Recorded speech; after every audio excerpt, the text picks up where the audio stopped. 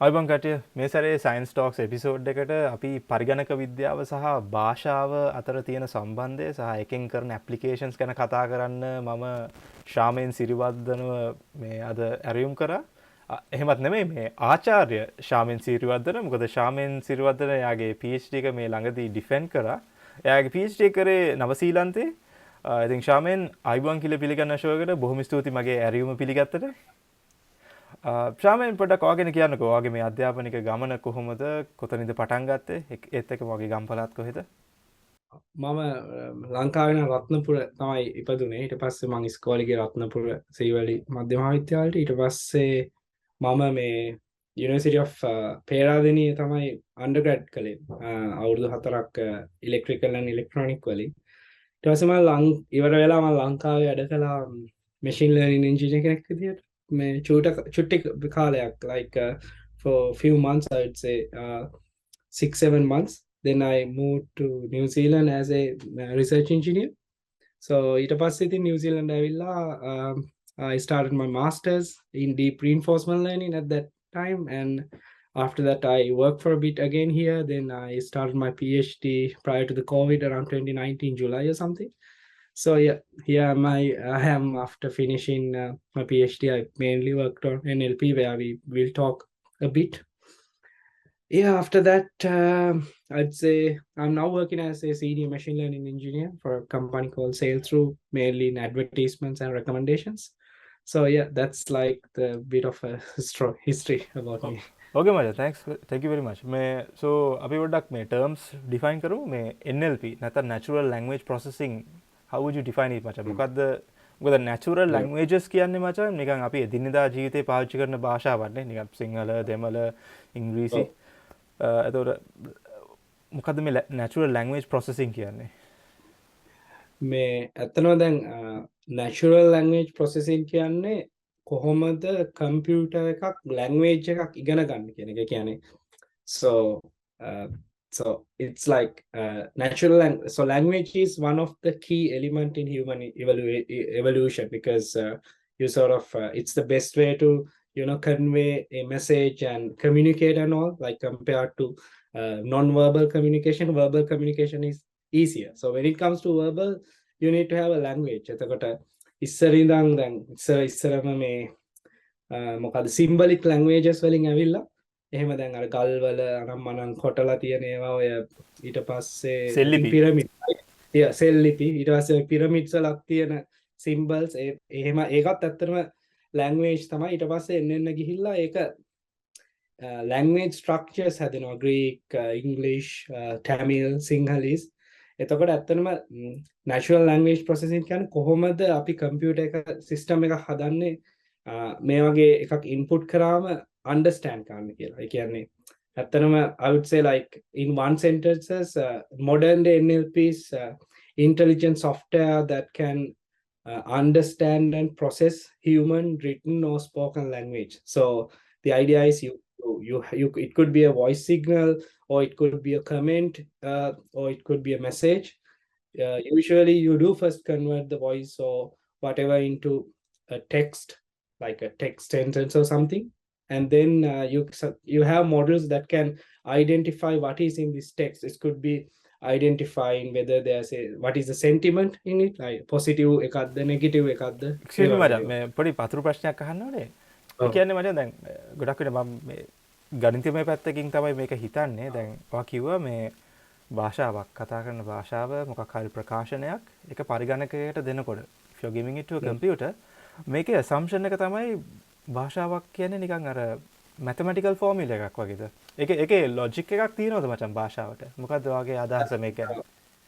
ඔව් ඒක ඇත්තටම මේ ඒක හොඳ මේකක්. ඒ කියන්නේ දැන් ඇත්තටම මම එන්නේ traditional NLP domain එකකින් නෙවෙයි. ඒ කියන්නේ මම දන්න මේ මගේ අඳුරනේ යාළුවෝ එහෙම ඉන්නවා. Like I'm doing NLP after 2018, which is very different now. But true thing in NLP is like any language is set of rules. Set of rules means it's sort of a probabilistic. It is like there's a pattern. That's the entire thing. Like අහලත් probabilistic graphical models කියලා වගේ. ඒ කියන්නේ සම්භාවිතාව. ඒ කියන්නේ සම්භාවිතාත්මකයි නේ. ඒ කියන්නේ සම්භාවිතාවයක් තියෙනවා නේ. සම්භාවිතාවයක් ඒක predictable. ප්‍රෙඩික්ටබල් නේ හරි. ඒ කියන්නේ දැන් උදාහරණයක් විදිහට predictable not entirely deterministic also. That's why this field is so interesting. ඒ කියන්නේ දැන් අපි කතා කරද්දී සිංහල මම සිංහල කතා කරද්දී there are certain set of rules I need to follow, right? Otherwise no one can understand. So those set of rules have sort of මෙහෙම කතා කරමුකෝ දැන් අර මේ ඔයාට කොහොමද කියන එක වෙන භාෂාවකින් ඒ සබ්ජෙක්ටුයි ඔබ්ජෙක්ට් තියෙන රටාව වුණත් වෙනස් වෙනවනේ. හැබැයි සිංහලේදී අන්න හරි ඒක තමයි ග්‍රැමර් එක වුණත් බැලුවොත් අන්න හරි ඒක තමයි දැන් අපි ඇත්තටම හිතන්න ඕනේ දැන් ඔයාට කොහොමද දැන් ඔයාට කොහොමද කියන එක how are you like ඒක එක ලැන්ග්වේජ් එක ජර්මන් වලින් ගත්තොත් ඒ වගේ ඊට පස්සේ චයිනීස් අකි නී හාව් ඒ වගේ දැන් එතන අපි භාෂාවල් යූස් කරන විදිය ඊට පස්සේ ඇත්තටම හිතන්න පුළුවන් given a context what is the probability of next word ඔන්න ඕක තමයි ඇත්තටම අපිට predict කරන්න ඕනේ. ඒ කියන්නේ ඒක language model එකක් කියන්නේ එකක්. language model එකක් කියන්නේ it knows how these words are scattered among this probabilistic space, like what is the connectivity between each of these words and all.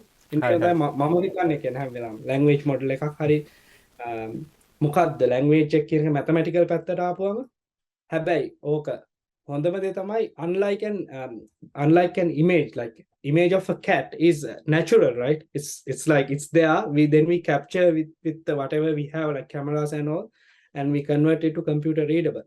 But main difference is language, the rule set, this is not natural. This is something that we have created, right? It has changed over. දැන් ඉස්සර සිංහලම නෙවෙයිනේ දැන් තියෙන්නේ. අනිවාර්යෙන් අපි දෙන්න කතා කරනකොට we use a lot of English and Sinhala. ඉතින් මේ ෂේක්ස්පියර්ගේ ඉංග්‍රීසි නෙමෙයිනේ දැන් කතා කරන්නේ. ඇත්ත. ඒ කියන්නේ ඒක වෙනස් වෙනවා. ඒකේ අපි use කරන words වෙනස් වෙනවා. දැන් social media වල වගේ නම් ගොඩක් දැන් ඇත්තටම language තමයි main element එක. These big companies like Meta, Google, Amazon ඒගොල්ලෝ සල්ලි හම්බ කරන්න. මොකද it's the best way to analyze all these behavioral patterns of humans. මොකද අපි videos දානවා අපි දානවා, but end of the day it comes to language, right? It's the easiest way to express something in this internet era, you know. හරි දැම්මට තේරෙනවා. ඒ කියන්නේ මේ ඒ කියන්නේ අපි ටයිප් කරන කමෙන්ට්ස් ටික මේ ලියන දේ ටක් ගාලා ඒකෙන් අපිට මේ ඒ පුද්ගලයාගේ තියෙන මේ ඉමෝෂන්ස් මොනවද, එයාට මොනවාගේ එයා සංවේදීද, දැන් මට දැනුයි තේරෙන්නේ මචං. දැන් Facebook මචං ඉන්ට්‍රොඩියුස් කරානේ මේ ඉස්සර අපිට ලයික් විතරනේ තිබ්බේ. හැබැයි ඊට පස්සේ අර මූණවල් පහක් තිබ්බනේ බං. හහා, ලව්, පස්සේ ඇන්ග්‍රි, සෑඩ්, wow. මං හිතන්නේ මචං ඒක නිකන් උන් දාන්නේ මචං. එතකොට එයාගේ රියැක්ෂන් එක එතකොට තවත් ඒගොල්ලන්ට මේ කැටගරයිස් කරන්න පුළුවන් නේ. label cross validate කරන්න පුළුවන්. කියන්නේ how good of a post this is, you know. And also හරි in this area we always talk about fake news and all. like හිතන්නකො fake news detection. දැන් Twitter එකේ මේ දවස්වල ලොකු කතාවක් යනවා. Elon Musk මේ fire කරලා තිනවා I think around 50%, right? ඔව් භාගයක්ම අයින් කරලා. එයා මේන් දෙයක් එක රීසන් එකක් කියන්නේ එයා මිස්ගයිඩ් කළා කියලානේ. ඒකේ ඉන්න කට්ටිය ඔය fake news bots ලා මොනවද? එතකොට දැන් කවුරුත් කියනවා මොකද්ද ඔය bots ලා කියනවා කියන්නේ? දැන් ඕනි තරම් ඉන්නවා තියෙනවා කම්පියුටර්ස් අපිටත් වඩා හොඳට ලියන්න පුළුවන්. ඊට පස්සේ අර ට්වීට් ගහන්න පුළුවන්. Tweet like it can tweet really well, like you අර ටියුරින් ටෙස්ට් එක අපි කතා කරන්නේ like මේක මනුස්සෙක්ද මැෂින් එකක්ද ලිව්වේ කියලා. සමහර වෙලාවට most of like Reddit වල එහෙම තියෙනවා කමෙන්ට් කරන bots ලා they are really good. ඔය අපි ඉස්සරහට කතා කරන්න පුළුවන් ඇත්තටම. මේ ඒතර මම වගේ අතර PhD එකෙත් මම use කළේ කොහොමද ඔය language models use කරන්න කියලා අපි. මේ knowledge bases use කරන්න කොහොමද එක එක domains වලට කියලා. Okay interesting. මේ අර මේ මම අර mathematics එක තියෙන මේ connection එකට තමයි ආස මචං. ඒ කියන්නේ අර ඒ කියන්නේ එක්තරා අතකින් භාෂාව කියන්නේ logical දෙයක් නේ. ඒ කියන්නේ මේ අපි මේ ආගියුක තර්ක කරනවා නැත්නම් ඒක මේ අදහස් ප්‍රකාශ කරනවා. ඉන්ටරෙස්ටිං මචං. ඒ කියන්නේ කම්පියුටර් ප්‍රෝග්‍රෑම් එකක් වගේ නේ. නිකන් අර අපි කතා කරන දේවල්. ඒකත් ප්‍රෝග්‍රෑම් එකක්. අනික හොඳම මේන්ම අර පොඩි එක දෙයක් highlight කරන්න ඕනේ. හරිම context dependent. ඒ කියන්නේ දැන් අපි කියමුකෝ channel කියලා වගේ වචනයක් ගමුකෝ. දැන් so this is a YouTube channel, but then it could be a like reverse stream canal also, right? And also so it's like channel in is something different, right? You can see like how same word or same set of letters, same set of sounds could be used to convey a different idea. දැන් එන්න එක ලොකු දෙයක් අතට language එක. දැන් okay ලස්සන තියෙන ඇත්තනම it is probabilistic, and also there's this amazing set of human made rules. මචං මේ ඔයාලා මේ මම නිකන් මේ රිලේටඩ් ප්‍රශ්නයක්ද දන්නේ නැහැ. නමුත් මට දැනගන්න ඕනේ මේ දන්න භාෂා වලින් මේ රිසර්ච් කරලා තියෙන නිකන් natural languages වලින් මේ මොන වගේ මේ නිකන් අර අමාරුම එකක් තියනවද නැත්නම් මාර ලොජිකල් එකක් තියනවද? මොකක්ද ඔයාගේ අන්ඩර්ස්ටෑන්ඩින් එක? මොකද ඔයා ගොඩක් විට ඉංග්‍රීසි භාෂාවද මේ පාවිච්චි කරන්නේ මේ රිසර්ච් වැඩවලට? හොඳ ප්‍රශ්නයක්. දැන් මෙතන මගේ ඇත්තටම සමහර දේවල් ෆැක්චුවල් නැති වෙන්න පුළුවන්. These are like some of the opinions I have, right? So disclaimer. මේ හරි මොකද මම PhD එක ඇත්තටම කරේ natural languages නේ. මම කරේ specific technology එකක් මේ self supervised learning කියලා. ඒක කොහොමද natural language understanding වලට use කරන්න කියලා. ඒක අපි කතා කරමු. එතකොට ඒක mainly මම කරේ මම ඇත්තටම multilingual language modeling කරේ නෑ. ඒක වෙනම area එකක් තියෙනවා මම දන්නවා කරන. මම කරේ English.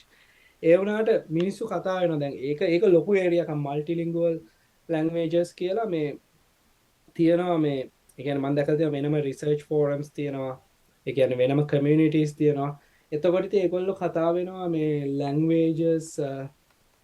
languages හැදෙද්දි මොකද්ද මේ ඒ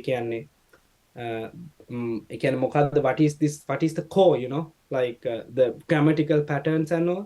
එතකොට හැබැයි දැන් ලෝකේ යන විදිය පොඩ්ඩක් වෙනස්. මොකද දැන් අපි ඇත්තටම language models හදනවා human rules නැතුව. ඒ කියන්නේ මම වැඩ කරන language models ඔක්කොම unsupervised. ඔයා ගිහිල්ලා you don't need any human expert who knows about that language. You get what I'm saying? Like, උදාහරණයක් දෙන්න. ඒ කියන්නේ උදාහරණයක් තමයි දැන් හිතන්නකො ඉස්සර කාලේ දැන් උදාහරණයක් විදිහට ඔය Apple වල මුලින්ම ඔය Siri කියන එක ඊට කලින් මොකක් හරි ඒගොල්ලන්ගේ රිසර්ච් ගෲප් එකක් තිබ්බේ. ඒකෙදි එතන අපි අතනම ඔන්ටොලොජි එකක් වගේ හදනවා. ඒ කියන්නේ මෙහෙම මිනිස්සෙක් මෙහෙම වචනයක් දුන්නොත් අපි ඒකෙන් වාක්‍යයක් දුන්නොත් අපි ඒකෙන් එක්ස්ට්‍රැක්ට් කරගන්නවා name entity recognitions, මේක city එකක්, මේක මේවා.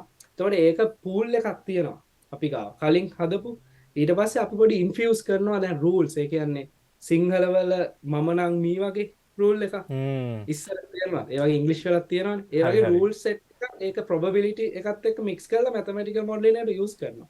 but now කරන්නේ අපි තනිකර අපි දෙනවා unsupervised text එකක්. ඒකේ අපි mainly use කරනවා. ඒ කියන්නේ ඒ text වල තියෙන නිකන් natural connections. මම ඒක අර පපඩ PhD එක කතා කරද්දී ඒක පෙන්නන්න. ඒක use කරලා so you don't need any sort of rules. You don't need any human experts to create a language model modern day. but ඉස්සර ඕනි. එතකොට ඔය අර අහපු ප්‍රශ්නෙට ගියාම මොකද්ද අමාරුම language කියලා මම හැබැයි දැකලා තියෙනවා මේ අර ස්ටැන්ෆර්ඩ් එකේ එහෙම සමහර lecture series වල මේ කියනවා සිංහල පොඩ්ඩක් අමාරු language එකක් කියලා. මොකද rules වැඩි. මොකද අපේ මට හොඳට තේරෙනවා අපේ written and spoken it's very different, right? But when it comes to English, yes, we have slangs like then මෙහෙම කියනවා කියන්නේ මේ ඇත්තටම no thanks කියන එක. නාය කියන්නේ thank you. ඒ වගේ දේවල් තියෙනවානේ. ඒ වගේ දේවල් එන්න ලංකාව දැන් සිංහල වලේම ගොඩක් වෙනස්නේ. මම දැන් තමිල් කියන්නේත් most primitive, one of the most primitive language. Like I think it's the oldest, right? Oldest නේ. මාර පරණ oldest language in the world. So ඒක ඇත්තටම මම එහෙම කළා නෑ. උනාට මම අහලා තියෙනවා මම දන්න විදිහට මේ අමාරුයි languages එකින් එකකට මේ වෙනස්. ඒ කියන්නේ කොහොමද ඒවා හැදිලා තියෙන්නේ. හැබැයි with the modern day technology is very different. It's like you don't need someone who knows about this language to create these models. අපි කතා කරමු you literally use bunch of data to train this stuff without any labels. Interesting මචං. මට මාර අලුත් මචං. ඇත්තමයි. මොකද මේ මම හිතුවේ දැන් මේ භාෂාවක් ඒ කියන්නේ භාෂාවකට මොකක් හරි දෙයක් ට්‍රන්ස්ලේෂන් එකක් බැලුවත් මචං ඒකේ මේ මම හිතුවේ නිකන් ඔයා ඇත්තට ඒවා ප්‍රෝග්‍රෑම් කරන කට්ටිය ලැන්ග්වේජ් එක එක්ස්පර්ට්ස්ලා කියලා. එතකොට මොකද මේ මම එක්ස්පර්ට් කෙනෙක් නෙමෙයි ඉංග්‍රීසි. මොකද මට මේ චීන අරාබී පස්සේ සිංහල දෙමළ ගත්තොත් මචං නිකන් අර මාර්ම වෙනස් ලොජික්ස් නේ බන් තියෙන්නේ මේ ග්‍රැමර් පැත්තෙන් උනත්. හැබැයි ඉන්ට්‍රෙස්ටිං. ඕකේ මචං මේ මට මේ පොඩ්කාස්ට් එකේ අහන්න ඕන ප්‍රශ්නේ තමයි මේ මේ මොකද ඔයා ඇත්තට ආවේ ඉලෙක්ට්‍රිකල් ඉන්ජිනියරින් බෑග්ග්‍රවුන්ඩ් එකෙන් හරි මේ ඔයාට මේකට ඉන්ට්‍රස්ට් එකක් ආවේ කොහොමද මචං? ඔයාට හිතුණාද ඒක ලොකු ට්‍රාන්සිෂන් එකක් කියලා හිතුණාද මචං? මෙතනින් අතට යන එක මේ පොඩ්ඩක් ඒක පැහැදිලි කරන්නකෝ. I took a gamble honestly, like back then, because back then it was like 2015 I guess. ඒ දවස්වල AI ඒක blue වෙනවා, deep learning කියන එක ආවා, GPUs ආවා, people started to talk, but honestly it wasn't මටත් මතකයි ඔය කාලේ. මොකද මාත් ඔය කාලේ තමයි මා 2016 තමයි ග්‍රැජුවේට් උනේ. ඉතින් අර මේ AI කියලා තිබ්බේ මචං නිකන් artificial neural networks. එහෙමනේ artificial neural networks තිබ්බේ. මම හොඳම උදාහරණය මට හොඳට මතකයි TensorFlow the programming language එකක් තිබුණේ නැහැ. scikit-learn Veka ඔවා තිබ්බා. ඒවා kind of toyish ඒ කියන්නේ එහෙම නෙවෙයි. ඉතින් මම කියන්නේ still people use it them in industry the scikit-learn එහෙම. ඒ වුණාට අර machine learning කියලා එකක් තිබ්බා දැන්. එන mathematical there feature extraction OpenCV ඔය වගේ ඒවා තමයි තිබ්බේ. But true AI revolution happened after deep learning. I mean hands down මොකද මේ ඔය deep neural networks නැතිවෙන් එනකන් මේ ඔය data science කියන එකවත් improve වෙන්නේ නැහැ. මම නම් විශ්වාස කරන්නේ මොකද මේ ඒ කියන්නේ deep neural network හින්දා උනේ data ටික use කරන්න පුළුවන් වුණානේ. කොහොම හරි transition එක කියන්නේ මට ඇත්තටම මේ final year එකේ ඕනේ වුණා මේ පොඩ move වෙන්න මේ software, and I always liked coding, but then I like to work with data actually. ඒ කියන්නේ මම මාර කැමති අර patterns එකෙන් බලන්න ඉස්සරලා. and ඊට පස්සේ ඔක ආපු දවස්වල මේ ඉතින් එහෙම transition එකක් කියන්නේ I was bit lucky because I never got that overwhelmed feeling as well, because when something is new it's fine, right? Whatever you know, you might not know everything, but still you can talk about it, you can find it, because you can see things are happening, so you don't have this stack up lot of දැන් හිතන්න දැන් neural networks පටන් ගන්නවා කියලා ළමයි එකපාරට මට හිතෙනවා දැන් නේද සමහරපට overwhelm වෙන්න පුළුවන්, because we are talking about AGI, right? Artificial General Intelligence වගේ concept නේ. ඒ කියන්නේ whether the humankind would extinct because of the AI. ඔය වගේ මම ඔක මේ ඉතින් මේ ඔක අපි ටික ෆිලොසොෆිකලි ගත්තොත් අර මේ සර් රොජර් පෙන්රෝස් ගෙන මේ තර්කයක් තමයි මචං මේ අර විඤ්ඤාණය නැත්නම් කොන්ෂස්නස් කියන එක කම්පියුටේෂන් එකක් නෙවෙයි කියන එක. එයාගෙන තර්කය. අර ඒ කියන්නේ දැන් මට වුණත් මචං මේ මම ආටිෆිෂල් ඉන්ටෙලිජන්ස් එකේ මචං මට ඇත්තට ඒක ඉන්ටෙලිජන්ස් කියලා කියන්න ඒකටද ඉන්ටෙලිජන්ස් කියන්නේ කියලා මම සමහරට අහනවා මචං. ඒ කියන්නේ මට ඒක අර ආටිෆිෂල් කැලේ තමයි ඇත්ත. අර ඉන්ටෙලිජන්ස් කියලා අදහස් කරන්නේ නිකන් අර මේ ඒක නිකන් මචං ඔය නිකන් පුනරුද්ධ සමයට ගිහිල්ලා මිනිහෙක්ට කැල්කියුලේටර් එකක් දුන්නා නම් ඌ ඒකටත් AI කියලා කියයි කියලා මම හිතනවා. ඇත්තටම මම ඒක ඇත්ත කතාවක්. ඉතින් මොකද මම පෞද්ගලිකව හිතන්නේ නැහැ මේ තව අවුරුදු මේ AI කියලා. හැබැයි AI use වෙයි. ඒ කියන්නේ ගොඩක් දේවල්. ඒක කැල්කියුලේෂන් යන්නේ බා. ඒක කැල්කියුලේෂන් යන්නේ. ඒකයි. ඒ වගේ දේවල් use වෙයි කියලා මට හිතෙනවා.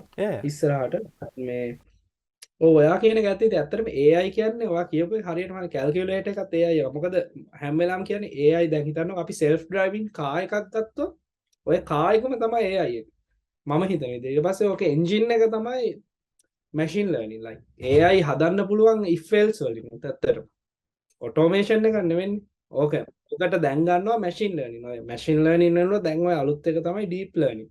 ඉස්සරහට තව මේ deep learning වල ඔය අපි ඉස්සරට වඩා දැන් ඔය human brain human intelligence එකත් එක්ක කියන්නේ මොකද මේක මේ deep neural network biologically inspired. Actually they are not biological neural network. I don't believe they are biological, my opinion, because I mean, I can't exactly say it is not, because the thing is, brain is something still we are like, as far as I know, neuroscientists, they're like exploring, right? ඒක මචං ඒක It's a වෙනම විශ්ව fascinating thing, right? ඒක සිරා මචං හැබැයි වෙනම විශ්වයක් මචං ඒ neuro Oh, science කියන්නේ මේ මොකද මේ අපේ ලැබ් එක පොඩි කොලැබොරේෂන් එකක් කරන්න හැදුවා ඒ වගේ කණ්ඩායමක් එක්ක මචං මට නිකන් තේරුනේ මචං උන් නිකන් කියන්නේ අර ඒකම නිකන් මාර අර නිකන් ඩිෆයින් කරන්න බැරි දෙයකට ඩෙෆිනිෂන් එකක් දීලා ඒකට මේ රිසර්ච් කරනවා වගේ මට හිතෙනවා ඒක හරිම නිකන් අර මේ අර ඔෆ් කෝස් මේ අපි සයන්ස් වල කොහොමද ඩෙෆිනිෂන්ස් දීලානේ ඒකට ගහන්න හදන්නේ හැබැයි අර දැන් උදාහරණයක් ගත්තොත් මචං දැන් මේගොල්ලන්ගේ රිසර්ච් එකේ ඒගොල්ලන් දැන් කොන්ෂස්නස් කියලා මීයන්ගේ කොන්ෂස්නස් බලනවා මචං හරි ඒතර ඒගොල්ලන්ගේ තර්කය තමයි මචං ඌ අන්කොන්ෂස්ලි ඉන්නවා කියන්නේ ඌ නිදා ගන්නවා කියන එක එතකොට ඒක මචං උඹට තේරෙනවද දැන් අපි වුණා නිදා ගන්නකොට අපේ මයින්ඩ් එක තාම වැඩනේ බා නේ හීන දකින්න සමහරවිට කෝඩ් එකක් එහෙම වැරදුනාම just after nap you know right? Oh, I should try this. නෑ ඉතින් අර උඹට තේරෙනවද අර මේ ඒගොල්ලන්ගේ assumptions වල මාර මේ ලොකු මේ රිස්ක් එකක් ගන්නවා කියලා තේරෙනවද? ඔව් ඇත්තටම දැන් අපි හිතුවත් එහෙම නියුරල් මම දැක්කා ඊට කලින් එපිසෝඩ් තිබ්බා නියුරල් නෙට්වර්ක් ගැන කසුන් අයියත් එක්ක මම දැක්ක තියෙනවා දැන් එහෙම දන්නවා ඉතින් සාමාන්‍ය ජෙනරල් ඔඩියන්ස් එක දැන් නියුරල් නෙට්වර්ක් එකක් බයොලොජිකලි ඉන්ස්පයර්ඩ් ඇත්තටම මේ හැබැයි එතකොට එහෙම බැලුවොත් එහෙම හැමදේම අපිට අත්තම ඉගෙන ගන්න පුළුවන්. ඒ කියන්නේ ඕක ටියුනබල් වේට් සෙට් එකක් කියලා හිතන්න පුළුවන් බ්‍රේන් එක. මේ ළඟදී ඇන්ඩ්‍රෙච් කපාති මේ අහලා තියෙනවා ටෙස්ලා එකේ ඒ චීෆ් එයා එයාගේ හොඳ පොඩ්කාස්ට් එපිසෝඩ් එකක් ගියා මේ අරයත් එක්ක කවුද ලෙක්ස් ෆ්‍රෙඩ්මන් එක්ක. ඔව් ඒක මේ ළඟදී ගියේ ඒක එයා කියනවා හැබැයි දැන් අපි ඒ ආගියුමන්ට් එක ගත්තොත් මේ ඔක්කොම මුලින්ම තියෙන්නේ නිකන් just random set of weights and then it starts to learn with the data, get tuned with the data, back propagation වගේ මොනවා හරි mechanism එකකින් අපි හිතුවොත් error signal එකකින් එතකොට එහෙම brain එක වෙනස් වෙනවා කියලා හිතුවොත් එයා කියන ප්‍රශ්නේ තියෙන්නේ සමහර සත්ත්වින් වල සීබ්‍රලා ඒකේ පැටිය හම්බුනේ ගමන් එයාට දුවන්න පුළුවන් just after split second එතකොට එයා හිතනවා එතකොට කොතනද අර initialization එක තියෙන්නේ කියලා brain එකේ that's something because you don't have data right you don't have data මචං genetical encoding එකක් එක්ක initialization යනවාද like over the time you know ඒක brain එක මාර ඒක ඇත්තටම මටත් එහෙම ලොකු knowledge එකක් නැහැ මොකද I'm not from biological background but I always think this is biologically inspired technique not just biology not this is not brain is much more better than what we have right now ඒක තමයි කියලා තමයි මට නෑ අනිවාර්යයෙන් අර Penrose කියන්නේ ඉතින් consciousness is not a computation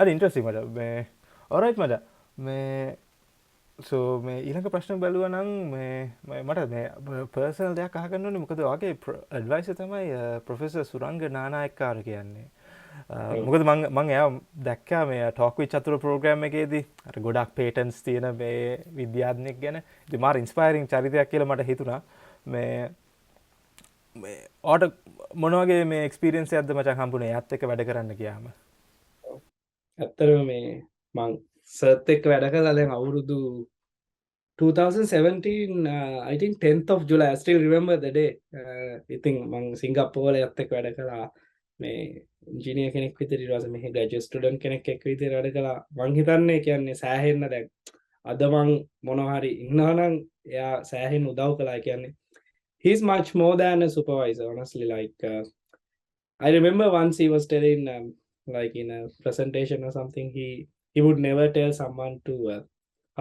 like it was in his presentation or something I'm not 100% sure but he would never tell someone to how to make a ship but he would say like okay there's this sea you know you can exploit and come up with your own innovation වගේ මම ඒ වගේ එක මුල් දවස්වල දැක්කා ඒ වගේ ඒක ඇත්තටම එයා කරනවා ඒ කියන්නේ කවදාවත් මේ බල කරන්නවත් එහෙම නැහැ හැබැයි අපි හොඳට පුෂ් කරනවා ඊට පස්සේ සුපර්වයිසර් කෙනෙක් විදිහට මාරම සපෝටිව් ඒ කියන්නේ he will let you do what you like to do you know and also support you from every aspect ඒ කියන්නේ මට තේරෙන විදිහට දැන් looking back PhD එකක් කරද්දී main two things තියෙනවා එකක් තමයි ඔයාගේ සුපර්වයිසර් අනික එක තමයි ටොපික් එක. ඔරු කියන්න ඕනේ කියන්නේ. ඒ කියන්නේ මචං You need to have- ඒ කියන්නේ මේ ඔයා කොච්චර හයි රෑන්කින් යුනිවර්සිටි එකට ගියත් ওই දෙක නැත්තම් වැඩක්ම නැහැ. අමාරුයිනේ. මොකද අමාරුයි.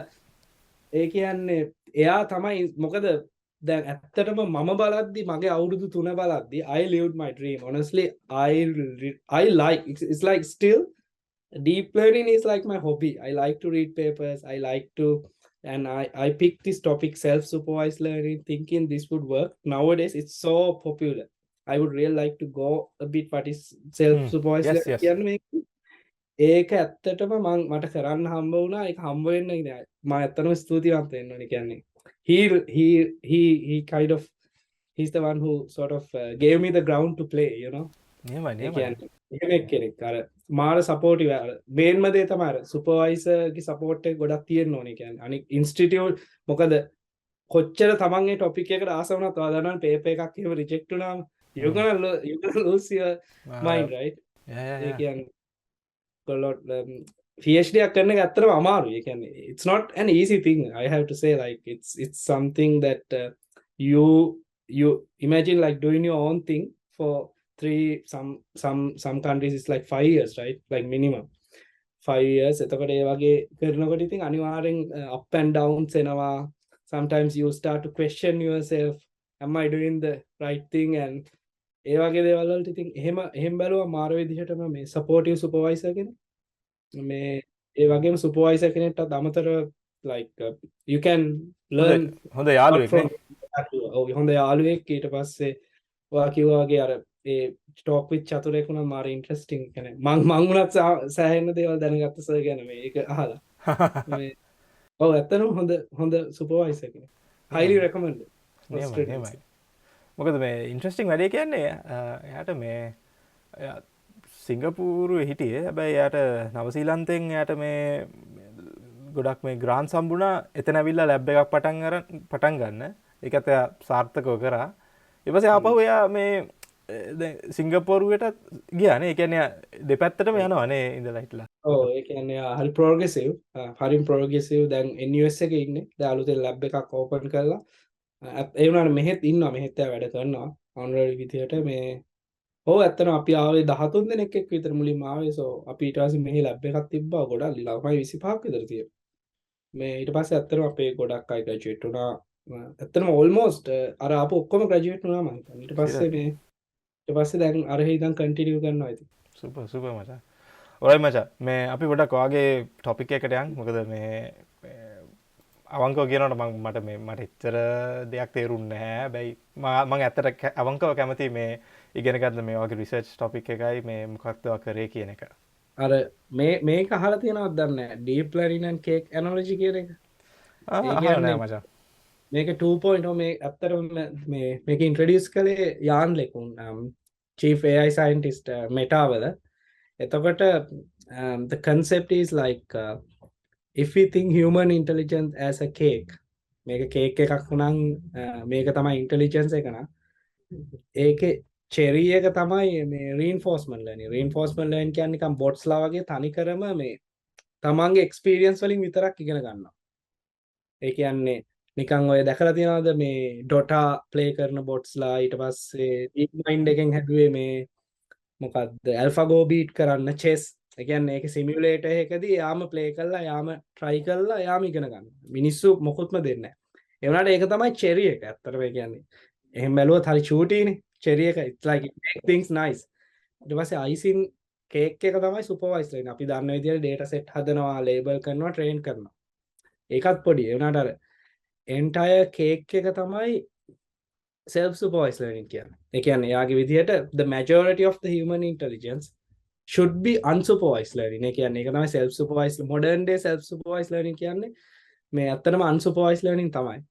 ඒ කියන්නේ එකම කියන එයාගේ විදිහට අපේ human අපි මිනිස්සු ඉගෙන ගන්න වැඩිපුර කිසි supervision එකක් නැතුව. ඒතකොට එයා කියන්නේ ඒක තමයි අපි කරන්න ඕනේ better systems හදන්න. We need to come up with mechanisms that can understand unlabeled data. ඒක පොඩි ඇත්තක් තියෙනවනේ. අපි බැලුවොත් මේ බල්ලෙක් මේ පූසෙක් කියලා අපි ඉගෙන ගන්න විදිහයි මේ වගේ දැන් බයිසිකලයක් පදිනවා වගේ එක රීන්ෆෝස්මන්ට් ලර්නින් අපි පොඩ්ඩක් ඉගෙන ගත්තාට අපිම පැදලා බැලන්ස් වෙලා එහෙමනේ. එනවාට ඒ වගේ කීපයක් ඇරුණම most of stuff we don't know, we see a lot of information. දැන් මේ podcast එකේ වුණත් මේ මම සමහර කියන ඒවා ටිකක් ටෙක්නිකල් වෙන්න පුළුවන්. ඒ වුණාට හැමදේම තේරෙන්නේ නැහැ. But end of the day maybe if you wanna like dig into something, එතකොට ඔයාට සමහර විට පොඩ්ඩක් point out වෙන්න පුළුවන්. This thing is what he has told. එතකොට brain එකට ඒ ඔක්කොම ගන්නවා process එක. එතකොට එහෙම such technique එකක් තමයි self supervised learning කියන්නේ. For now එහෙම හිතන්න. ඕකේ මම ඊළඟ slide එකට යන්නම්. දැන් ඔය මොකද්ද self supervised learning කියන එක දැන් future of AI ද කියලා අහුවොත් එහෙම කවුරු හරි ඇත්තටම මේ ඒක තියෙනවා දැන්. excuse me මචං මේ ඔයාලට පුළුවන් ද control L ගහලා laser point එක ගන්න මේ පුළුවන්. ඒක තමයි මම මෙතනින්ම කරනවා. මේ මෙතන ඔය දැන් කවුරු හරි આવොත් self supervised learning කියන්නේ future of AI ද කියලා එකක්. there are like nice observations. ඒ කියන්නේ for example the transformers කියලා තියෙනවා library එකක්. ගහලා බලන්න GitHub transformers කියලා NLP වලට. ඒකට you have like 72k GitHub stars since 2020 entirely based on this self supervised learning. I think this is a huge thing in the open source software community. This is huge.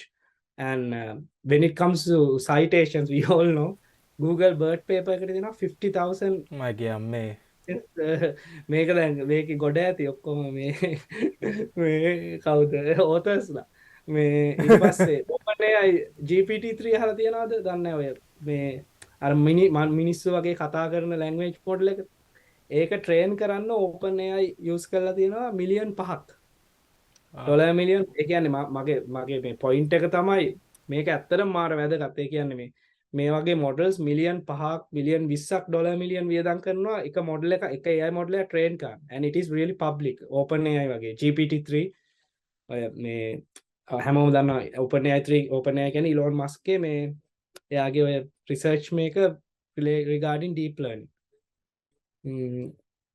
එතකොට මම යම් පොඩ්ඩක් කියන්නම් මොකද්ද මේ self supervised learning කියන්නේ කියලා හරිම layman terms වලින් in terms of natural language processing. Okay, so the idea is very simple. Imagine you have largely available unlabeled data set. This could be text, this could be audio, this could be images. For now, let's say this is bunch of text, right? And it is really available, right? Like unlabeled data is very available because it's there. මේක අපි හිතමුකෝ internet එකේ දැන් Facebook ලා ගත්තොත් අපි නිකන් උදාහරණයක් විදිහට ගමු. Facebook ලා ස්ක්‍රේප් කරනවා මුළු ඉන්ටර්නෙට් එකම. There could be Wikipedia pages, there could be a lot of comments, there could be books, there could be COVID related stuff, bunch of text. තේරුණාද? ඊට පස්සේ ඕක හිතන්නකෝ sentence වලට කඩනවා කියලා වචන sentence නෙවෙයි නිකන් paragraph වලට කඩනවා කියමුකෝ අපි වචන 100 වගේ. ඒකට billions millions of examples එනවනේ අපිට. ඔව් තේරෙනවනේ. ඒ කියන්නේ ඒතකොට දැන් label එකක් නැහැ. දැන් imagine like good old days supervised learning තිබ්බනම් ඕක අපිට we have to label them from like for something. එතකොට කොච්චර මිනිස්සුන්ට you have it's like lot of human hours, right? It's again not artificial intelligence. We are going back to the early stages because then someone else in a farm is tagging your data for you. So we are actually not making human race superior with AI. We are not helping the human race because people should not spend time on annotating data. Again, ඒක හොඳ දෙයක් නෙවෙයි නේ අත්තනේ. ඒක හරිම මේ 1 minute වැඩක් ඒක ඇත්තටම මේ හැබැයි මට මට හිතෙනවා මේ හැබැයි මේ සමහර ඔය Nvidia මේ conferences වල මචං උන් කියනවනේ බම් මේ මොකද Nvidia බෝස් කරන්න මචං උන්නේ නිකන් අර එන ලීඩර්ස් කියලා මේ AI වල in terms of hardware මේ බෝස්ටිං හරි මේ ඔයිට වඩා හොඳ ඒවා ඇති මේ හැබැයි උන් කියන්නේ මචං උන්ගේ ගොඩාක්ම වෙලා යන්නේ ලේබලින් කරන වැඩේටලු. මොකද ඒගොල්ලන් ආසයි මචං ඔය self driving cars වලට images අරගෙන ඒවා ලේබල් කරලා දෙන්න. මේක තමයි මේක තමයි මේක. ඉතින් නෑ මට ඒක ඉන්ට්‍රෙස්ටිං මචං මේ ඒගොල්ලන්ට මෙන්න මේ වෙලාව අඩු කරන්න පුළුවන් කියන එක මාර you need you need a label data set to solve a specific downstreaming task අනිවාර්යයෙන්ම ඕනි. හරිද? But ඒක scale එකක් තියෙනවා දැන්. Of course companies spend time on labeling. දැන් අපේ company එකේ අපිට already තියෙනවා දැන් මගේ මේ මම වැඩ කරන්නේ ගොඩක් recommendations. customers ලාට කොහොමද ad එකක් recommend කරන්න කියලා. එතකොට මට customer ගේ behavior එක වගේ automatically label උත් තියෙනවා. ඒ behavior එකෙන් පස්සේ එයා ගත්තා නම් බඩුවක් it's a label, right? It is not something that you need to do. It's automatically the software system gives me. හැබැයි මම කියන්නේ දැන් වාහිතන්න මෙතන billions of examples තිබ්බා කියලා.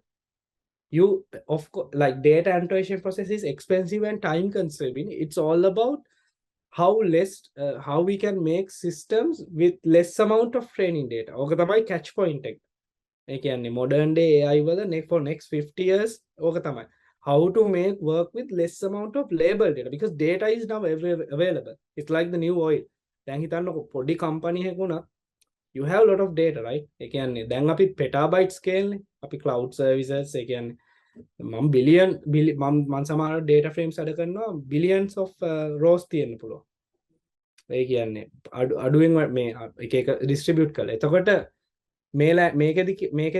මේකේ ඇත්තටම මේ idea එක තමයි self supervised learning කොහොමද අපි model එකක් හදන්නේ මේ unlabeled data වලින් learn කරන්න. මොකද unlabeled data available. එතකොට okay තියෙනවා so first you have an access to this large unlabeled data set and then somehow you train a network. You train a neural network. හරිද? You train a neural network with this data. May neural network එක train කරන්න not with any other mechanism with back propagation. So back propagation එකදී main method we need an error signal to propagate the gradients backward.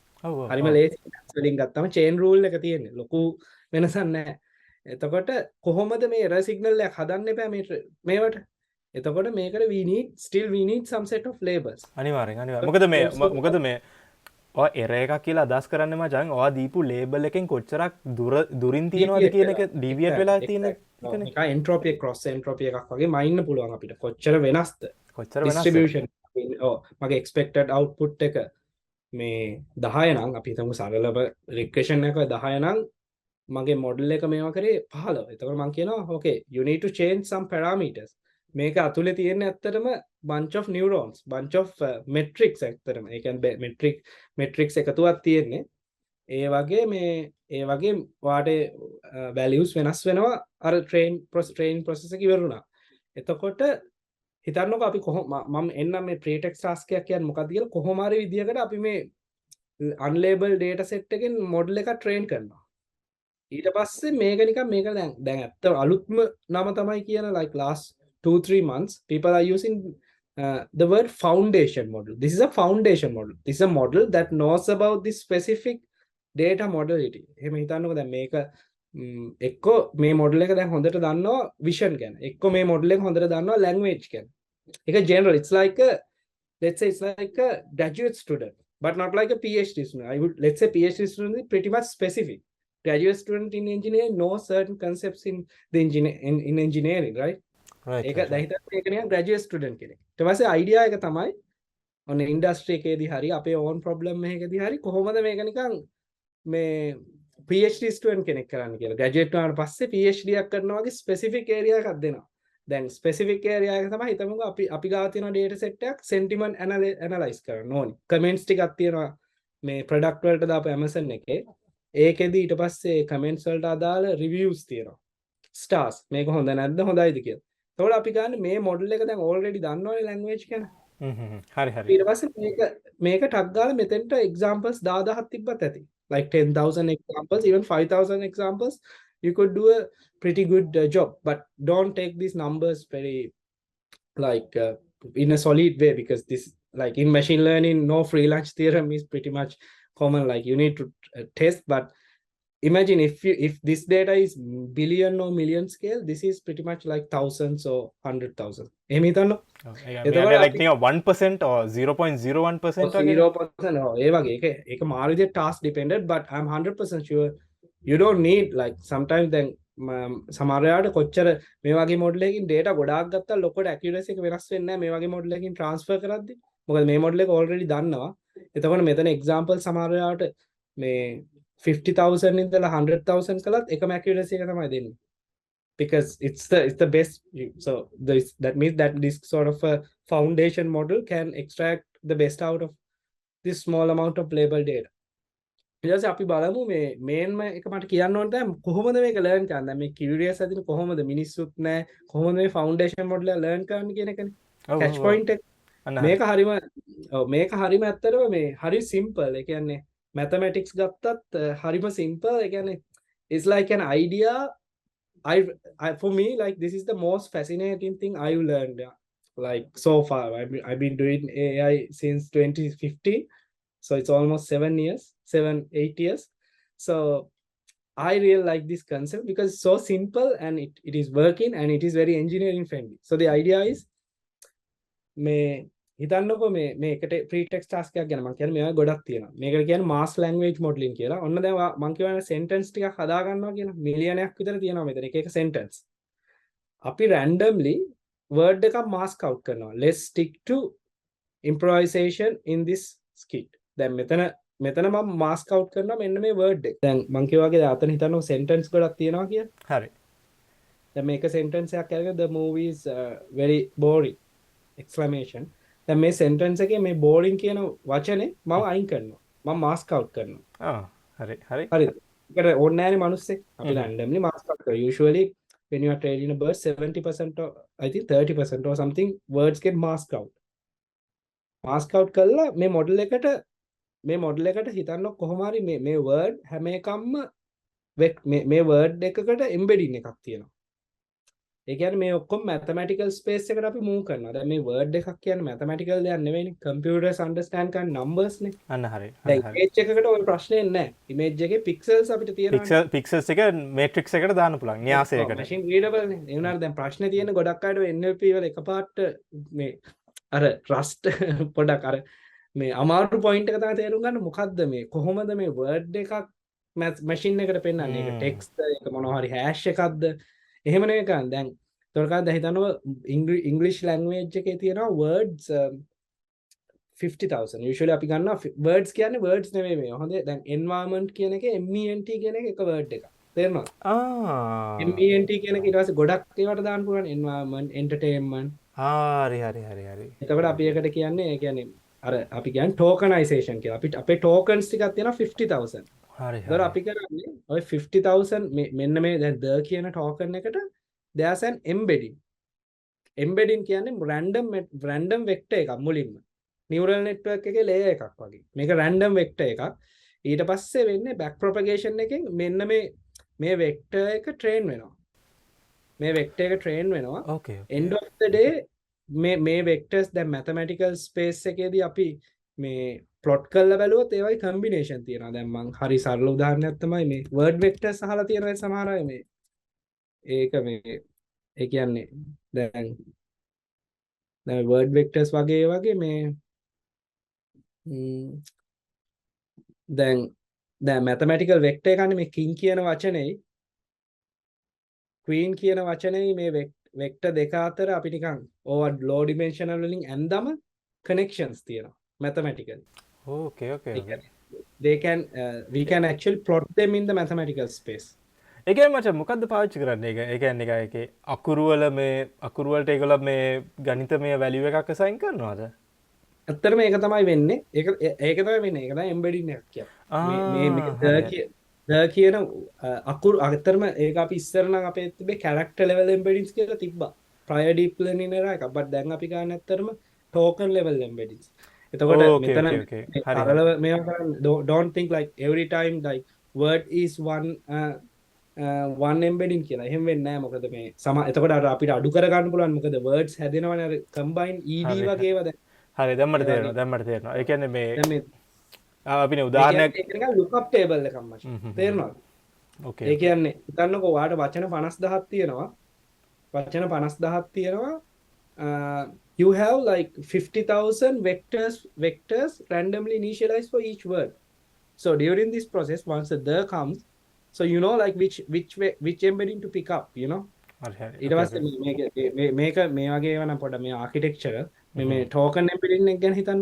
එතකොට මේ තියෙන මේක ඇත්තටම vector එකක්. මේක දැන් BERT එකේ නම් 768 dimensional or 1024 dimensional. හරි මේ පොඩි මචං මට ideas ටික එනවා මේ audience එකට පැහැදිලි කරන්න. මේ so අපි උදාහරණයක් ගමුකෝ මචං මේ එක්තරා ලෝකයක් තියෙනවා මචං.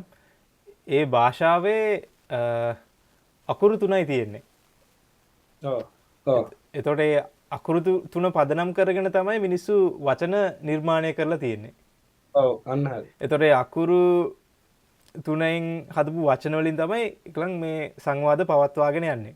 එතකොට මේ අකුරු තුන මචං අපිට පුළුවන් නිකන් අර 3D වෙක්ටර් ස්පේස් එකට ගේන්න ABC දාලා ඊට පස්සේ ඒ දාන හැම වචනයකටම මොකක් හරි මේ වෙක්ටර් වැලියු එකක් ඇතිනේ. මේ 100 100 011 ඒ වගේ. ඇත්තටම ඔක ඒක thank you කිව්වට ඇත්තටම එහෙම හිතන්නකෝ if you have like අපි එහෙම හිතමුකෝ දැන් ඔයා කිව්වා වගේ ඒ language එකක් තියෙනවා you have only 3 tokens අපි හිතමු අර කෑලි අකුරු කෑලි හරි token එකක් කියන්නේ let's say composition of characters එහෙම හිතමුකෝ ඔයා කියනවා වගේ අර තුනයි තියෙන්නේ එතකොට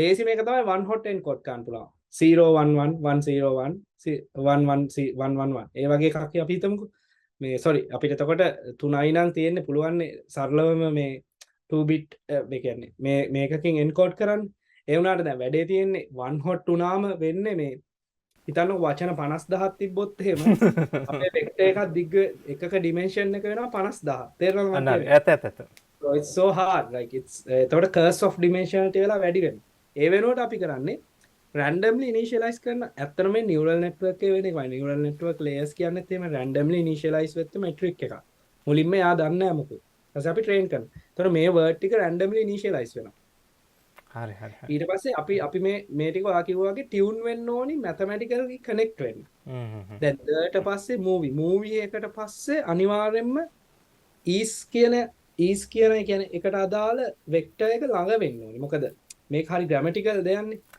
just boring වගේ එකක් පස්සේ එන vector එකයි exclamation mark එකක් සමාන එන්න පුළුවන් boring I'm sad upset ඒ කියන්නේ exclamation mark එකක් අපි දාන්නේ නැහැ නේ කවදාවත් sentence එකේ මැදට දැන් මේ vectors ටික ඇත්තටම වෙන්නේ back propagation එකෙන් මේවා tune වුණාට පස්සේ they are like actually meaningful තේරෙනවද ඒ vectors ඔයාට ඊට පස්සේ ඔයා කියන වගේ plot කළොත් mathematically අපිට ඇත්තටම connections බලන්න පුළුවන් දැන් මේ ඔය මේක ඒ වගේ එකක් තමයි ඇත්තටම මම මේකට මේ sorry මෙහෙම කරනවට මේක පොඩ්ඩක් නෑ උල නෑ මේක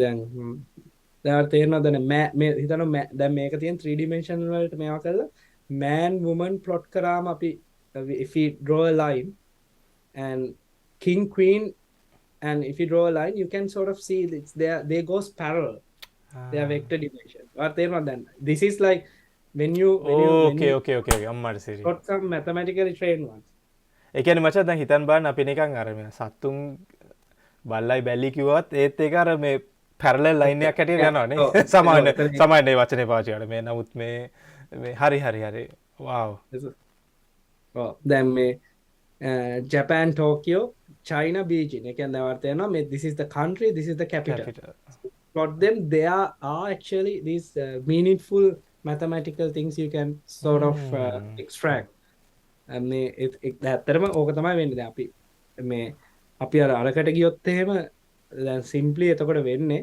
මම කිව්වා වගේ මේ ඔයාගේ දැන් mass word එක තියෙනවා මම කිව්වා වගේ word එක මොන හරි මේක ඊට පස්සේ මේ model එකට predict කරන්න කියනවා what is the missing word so you actually know the label as well right I see so missing word එක වුණාම ඒක වෙන්නේ output එකකටත් එනවා vector එකක් ඊට පස්සේ අත්තම අපි කරන්නේ නිකන් හිතන්නකෝ මේ softmax cross entropy එකක් ගන්න පුළුවන් probability distribution එක මෙන්න මේ word එක මේ model එක predict කරනවා 50000 words නම් 50000 අතන 3 words නම් 3 probabilities දෙනවා මොකද්ද හරි වචනේ මෙතෙන්ට එන්න ඕනි කියලා දැන් ඔතන error එකක් වුණාම අපි යාට කියනවා ඕක දැන් වැරදිනේ ඊට පස්සේ by doing this like all the time this model BERT කියන්නේ අත්‍තරම this actually changed the entire field of natural language processing මේ BERT කියලා කියන්නේ අයි මචං ඔය Sesame Street එකේ ඉන්න කහපාට මිනිස්සයා ඔව් ඒක ඇත්තටම නෑ ඕකේ නම bidirectional encoder decoder representation training හරි ඊපස්සේ ඒගොල්ලෝ use කළා BERT කියන එක ඇත්තටම මේ වචනේ මේ Sesame Street එකේ ඒක ඇත්තටම ලොකු මේ I think they got lot of media attention as well තව paper එකක් ආවා මේ මම නිකන් audience එකට සාමාන්‍ය මේ දාන්න ඕන නම් link එක දාන්න attention is all you need ඕක තමයි main paper එක it changed the entire field like attention is all you need එකනේ ඒගොල්ලෝ කිව්වා ඕනි neural network එකක් train කරන්න main area එකක් තමයි attention එක because we see all this stuff even in our visual field when I'm talking to you, I see a lot of stuff surrounding as well, but I know what to attend in a moment. ඔය මේ concept එක තමයි මේක හැදිලා තියෙන්නේ. මම මේක එච්චර කතා කරන්න යන්නේ ඒක අපිට වෙනම එපිසෝඩ් එකකුණක් කතා කරන්න පුළුවන් මේ ලස්සන paper එකක් and concept එකක්. But හරි හරි. කියවන කියන attention is all you need, and this BERT paper is really really good, like for anyone who wants to get into modern day NLP. ඊට පස්සේ දැන් තේරෙනවා ඇතිනේ මේ වගේ එකක් කොහොම ට්‍රේන් වෙන්නේ කියලා. දැන් images වලට මම කියන්නේ images වලින් මම කියන උදාහරණ because most of people would get it. If you want to train a system that can understand images via self-supervised learning without any labels, one thing you would do is you take an image and you rotate it randomly for for a certain degree, let's say 30 or 60. Then you feed the real image and the rotated image to a system and ask the model to predict what is the rotated angle. So then you have this label as well, right? Nice. By doing so, you have this foundation model that learns about this data modality. දැන් මේකෙදි හරි simple, මේකෙදි word එක predict කරනවා මොකද්ද miss වෙච්ච කියලා. එතකොට මේක කාට පස්සේ model එක මට use කරන්න පුළුවන්. මාරයි මචං. නෑ ඒක මේ ඒක අර මේ ඒ thinking එක මාර සිරානේ මචං. ඒ කියන්නේ ඒ genius set එක මචං ඕක නිකක් මේ. ඔව් ඇත්ත Google හොඳම මේ කට්ටිය තමයි ඔය paper එක මේවා කළේ. ඒ කියන්නේ they are even using this on Google search engine now. ඒ කියන්නේ BERT ආවට පස්සේ මේ මම මේක නිකන් පෙන්නන්නම් දැන්. මේක වෙන්නේ ඔය මෙන්න මේ step එක මාර expensive because you need to have a lot of data. Neural network train කරද්දී තියෙනවා අපේ batch sizes එහෙම we need to keep larger batch sizes. ඒ කියන්නේ stochastic gradient descent වල part එකක් ඒක මේ එතකොට ගොඩක් expensive. ඒ කියන්නේ මිලියන් ගණන් යනවා මේ models train කරන්න with the GPU cost and most importantly carbon footprint. මම ඇත්තටම මේක කැමති නැති දෙයක්. ඒ කියන්නේ අපි දැන් හිතුවොත් එහෙම global warming වගේ concept ගත්තම carbon footprint එක ගොඩක් වැඩි මෙන්න මේ technology එකකින් හින්දා දැන් 100ට මම හිතන්නේ මේ 115ක් වගේ මචං නිකන් මේ oh my god නෑ මේ ඒ කියන්නේ මේ නිකන් මේ computer servers run කරන්න පාවිච්චි කරනවා මචං. ඒ කියන්නේ මේ ඒ කියන්නේ servers maintain කරන ඒකට යන power cost එක මචං ඔය මේ ඉන්දුනීසියාව ඊජිප්තුව වගේ රටවල වල energy cost එකටත් වඩා වැඩිලු මචං. නෑ ඒක මේ ෆිසික්ස් ඇංගල් එකක් තියෙනවා මචං අපි දකින්න. මොකද ෆිසික්ස් වල ඒගොල්ලන් ඊළඟට මොකද බං මේ ඔක්කොම මේ ට්‍රාන්සිස්ටර් මේ solid state devices නේ බං. ඉතින් අර ඒගොල්ලන් කියන්නේ ඒකේ cost expensive cost එකක් තියෙනවා. ඉතින් මේ මුන් මේ නිකන් ෆියුචර් එක මම නිකන් මේක මේ සයන්ස් ෆික්ෂන් තාම හරි අර දැන් ට්‍රාන්සිස්ටර් එකේ මචං අර ලොජික් එක ස්ටෝර් වෙන්නේ නිකන් අර කරන්ට් එකක් උඩ යට යනවා වගේනේ. ඉස්සරහට එන්න තියෙන මේ සර්කිට්ස් වෙන්න පුළුවන් මේ ස්පින්ට්‍රොනික්ස් මචං. ඒ කියන්නේ ඉලෙක්ට්‍රෝන ස්පින් අප් ඩවුන්. ඉලෙක්ට්‍රෝන ස්පින් එක වෙනස් වෙන දේවල්. නැත්තම් ෆෝටෝන්ස් වලින් මේ ඒ කියන්නේ ෆෝටෝන්ස් වලින් මේ හදන සර්කිට්ස් වෙන්න පුළුවන්. ඒක මේ කොම්ප්ලෙක්ස් ටොපික් එකක්. හැබැයි මම කියන්නේ නිකන් මේ අර නිකන් අර කට්ටිය මේක ඇත්තට සීරියස් ප්‍රොබ්ලම් එකක් මචං. ඒ කියන්නේ දැන් තියෙන කම්පියුටර්ස් වල මාර ලොකු එනර්ජි කොස්ට් එකක් තියෙනවා. නිකන් රටවල් වලටත් වඩා වැඩි මචං මේ රන් කරන සර්වර්ස් මේ අපේ YouTube අපේ Google ඔක්කොම මේ රන් කරන වෙබ්සයිට්ස් වල සර්වර්ස් මචං මාර විදියට එනර්ජි කන්සියුම් කරනවා. ඉතින් දැන් ඔය ට්‍රේන් කරනත් සෑහෙන්න GPUs ඕට. ඉතින් අර දැන් අපි කතා කරන්නේ දැන් මේ කොස්ට් එක තනිකර දැන් මේවා හෙන ලොකු පැරාමීටර්ස් දැන් GPT-3 කියලා එකක් අහලා ඇති. ඒක පොඩ්ඩක් කියවලා බලන්න.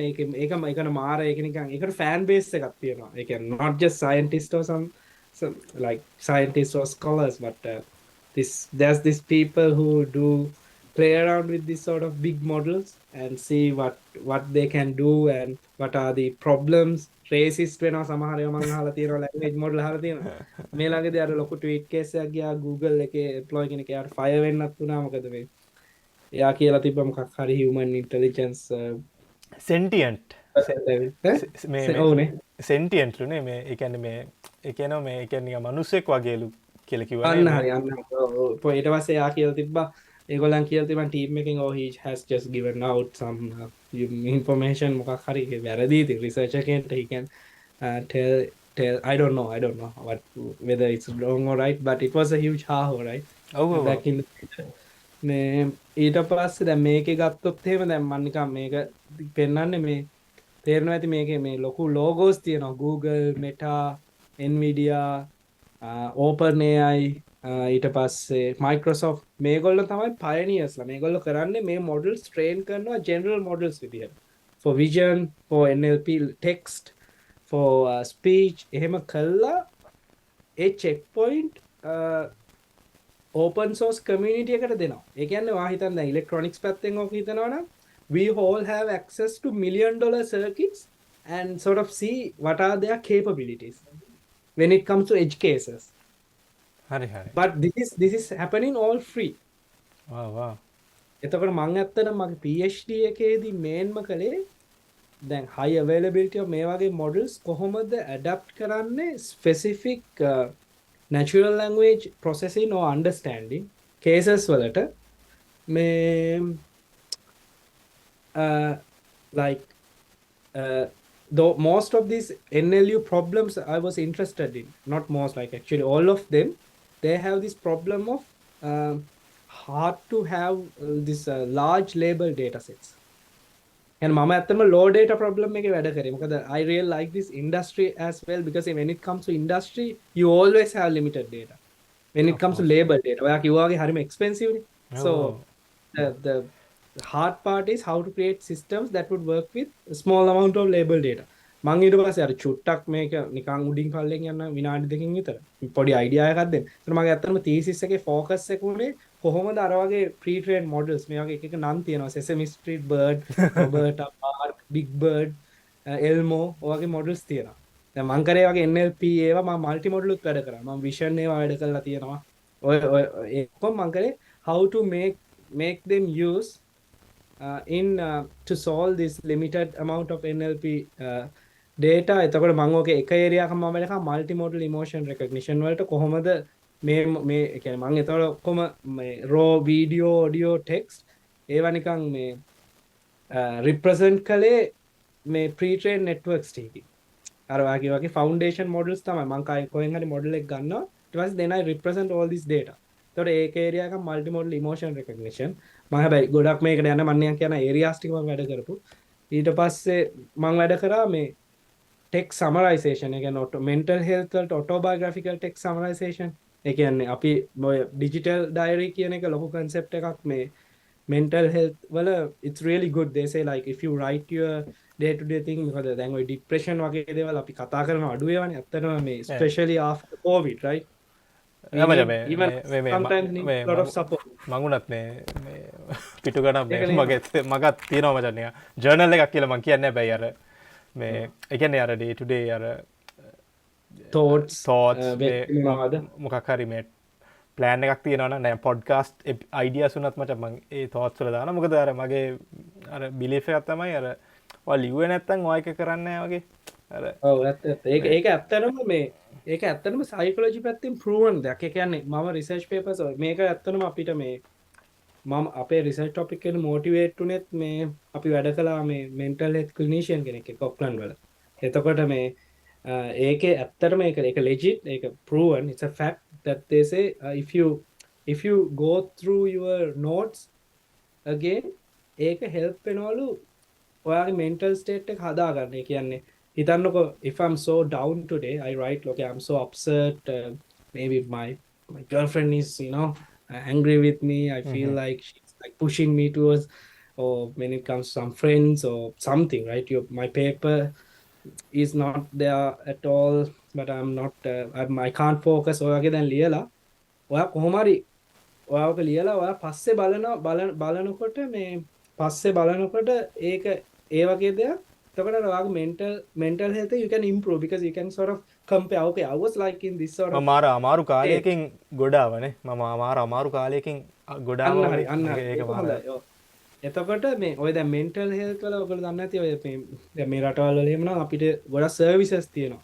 දැන් වෙනම post graduate student කෙනෙක්ට උනත් ගිහිල්ලා කතා කරන්න පුළුවන්. counseling තියෙනවා. එතන මම හිතන්නේ PhD student වලට වෙනම hotline එකක් තියෙනවා. You can always මොකද මම ඇකඩීමියා කියන්නේ මචං high මෙන්ටල් මේ Exactly. ඩිප්‍රෙෂන් එක තියෙන මේ ෆීල්ඩ් එකක් මචං. මොකද ඒකේ මචං අර ප්‍රෙෂර් කුකර් එකක් වගේනේ මචං මේ ඇකඩීමියා කියන්නේ මේ මාර ස්ට්‍රෙස් එකක් දෙන්නේ මචං. දැන් උඹ වාසනාවන්තයි මචං හොඳ සුපර්වයිසර් කෙනෙක් හිටපු එක.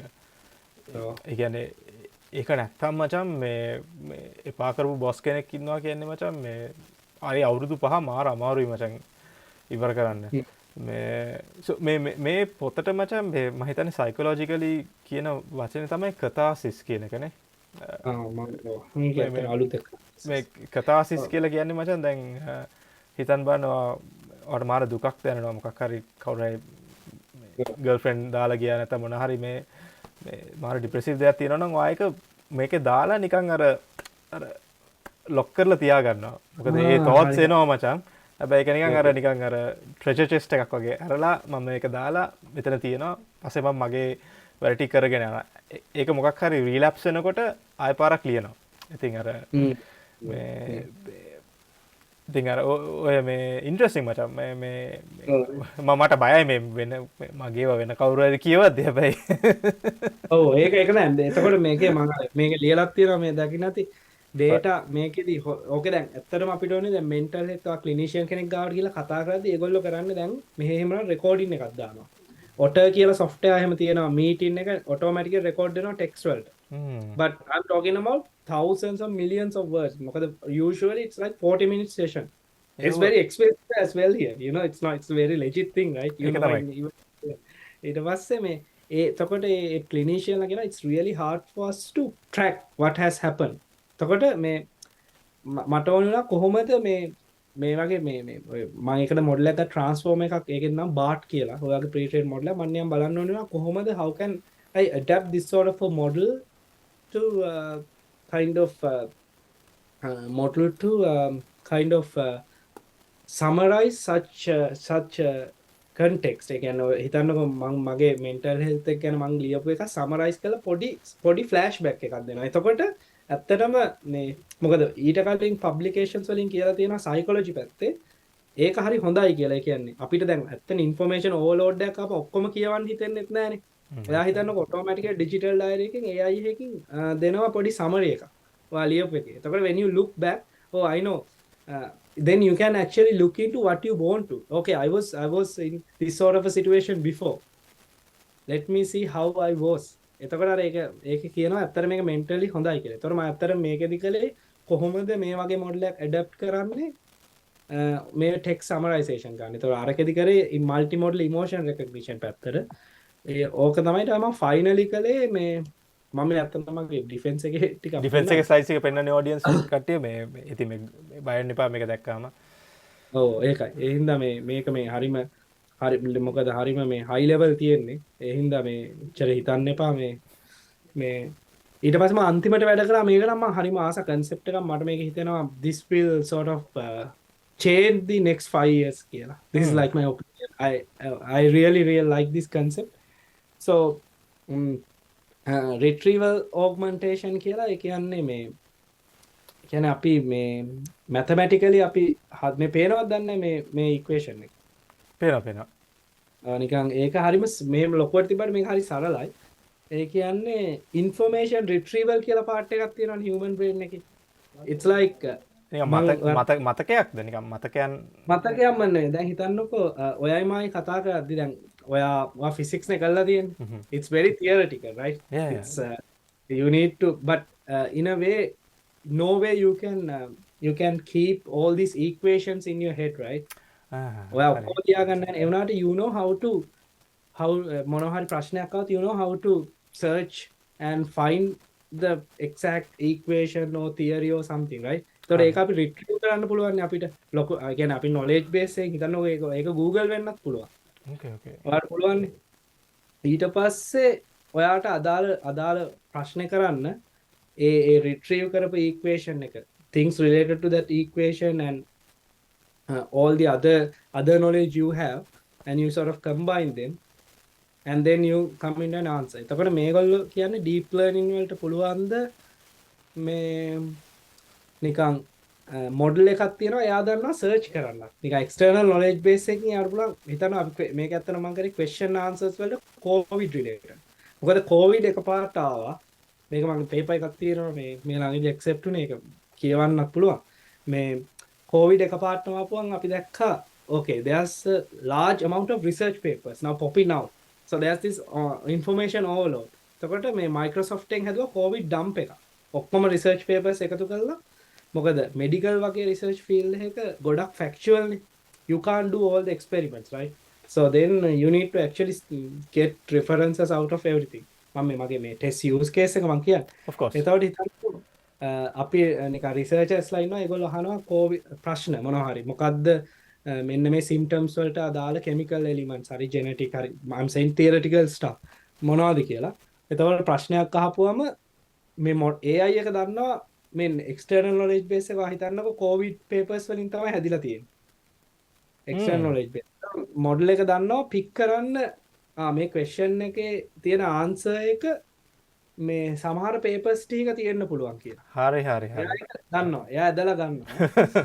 මේක නිකන් මේක මචං මේ PhD එකක් කරන කෙනෙක්ට උඩත් වටිනවා බං. නෑ නිකන් අර. නෑ මචං හිතන්න බෑ. නෑ මේක it's a big thing.